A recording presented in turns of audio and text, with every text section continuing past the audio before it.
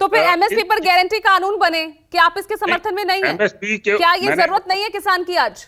मैंने आपको बताया है ना कि एमएसपी की गारंटी के लिए हमने कह तो दिया है कि हम उसके बारे में गंभीर हैं, उस पे प्रॉब्लम्स हैं, सारी की सारी स्टेट्स को भी अपने साथ लेना पड़ता है।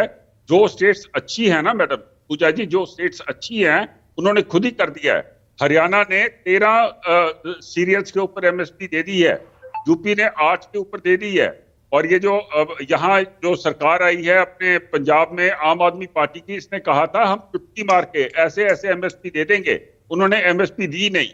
सबसे ज्यादा प्रॉब्लम कहाँ है इस टाइम पे ऊपर पंजाब में है ना, वो इसलिए है क्योंकि पंजाब की सरकार ने जो कहा था वो एमएसपी देंगे, वो देने से वंचित हो गए। जब एक स्टेट एमएसपी देती है तो उसमें सेंटर भी एक भागीदारी डाल देता है। जब अब तो फिर तो अब आप ये पॉलिटिक्स, ये जो बयान आ गए तो फिर तो राजनीति वाला आ गया ना, फिर वही शुरू हो जाती है। यहाँ पर मैं तो करने नहीं आया यहाँ पूजा जी, मैं बिल्कुल नहीं, आप राज्य सरकार पर ठीकरा फोड़ रहे हैं ना। ऐसे तो इलेक्शंस आते हैं, मध्य प्रदेश, राजस्थान, अभी हाल ही में जो इलेक्शंस हुए हैं, सरकार एमएसपी मूल्य बढ़ा देती है ना, न्यूनतम समर्थन मूल्य, जिसको 2200 से 2700 कर दिया जाता है। नहीं तो देखो, किया तो जाता है ना, एक बार कर दो तो वो पीछे थोड़ा ना जाता है। वो सारी ये जो कैलकुलेशंस है, इसके लिए कमेटी बैठती है, उसके साथ कैलकुलेशन होती है। तो बात तो ये है मंशा की। अगर हमारी मंशा है, हम तो मानते हैं हमारी मंशा है, हम तो मानते हैं कि हम किसान के साथ हमेशा कंधा लगा के खड़े हैं।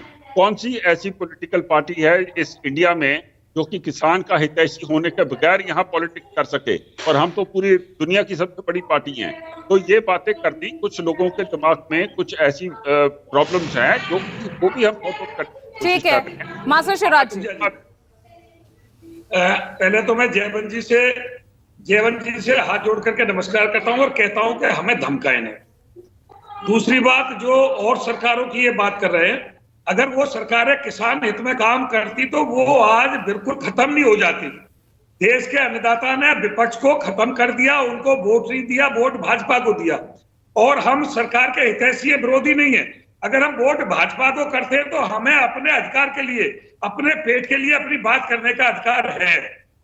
सरकार ने, भारतीय किसान लोक शक्ति ने मांग की थी, जैसे खेतों की खतौनी बनती है, सुन लो, वैसे गांव में घरों की घरौनी बनाई जाए। भारतीय किसान लोक शक्ति की मांग सरकार ने मांगी। हमने योगी आदित्यनाथ जी का और केंद्र सरकार का धन्यवाद किया, प्रस्ताव भेजा लिखित के 10,000। मैं रोक रही हूँ आपको मास्टर शिवराज जी। कुछ तस्वीरें यहाँ पर सामने आ रही है, ये टीकरी बॉर्डर से है जहां पर डिटेन किया गया है। और अगर मैं सही हूँ तो देखिए, ये टीकरी बॉर्डर से कुछ तस्वीरें आई है जहां पर कुछ लोगों को डिटेन किया गया है।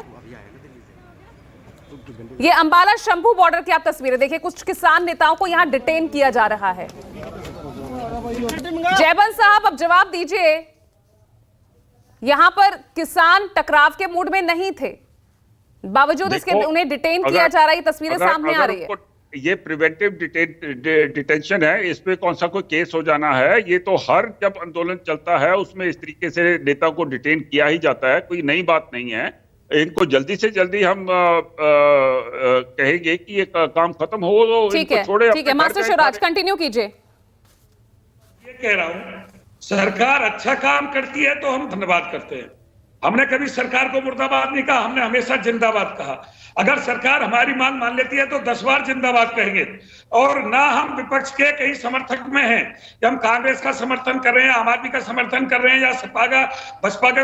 हमें विपक्ष से कोई मतलब नहीं। विपक्ष तो आज शून्य हो गया। विपक्ष तो देश में है ही नहीं।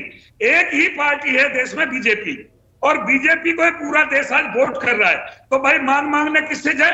क्या कांग्रेस से मांग मांगे? क्या आंदोलन कांग्रेस के खिलाफ करें, या अन्य गैर राजनीतिक जो राजनीतिक पार्टी है उनके खिलाफ आंदोलन करें?